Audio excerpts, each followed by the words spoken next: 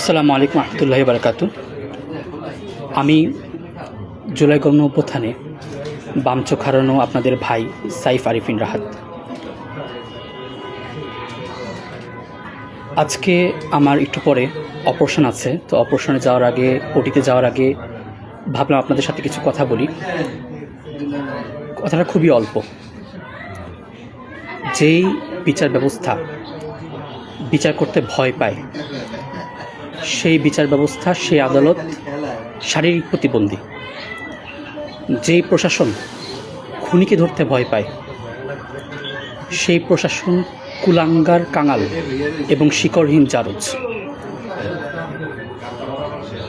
আপনাদেরকে একটি কথা বলে দিতে চাই, প্রশাসনকে, এই তত্ত্বাবধায়ক সরকারকে একটি কথা স্পষ্ট বলে দিতে চাই, এতটুকু একটা চোখ, আমার মতো শত শত রাহাতের চোখ আপনাদের কাঁধে ভীষণ ভারী হবে।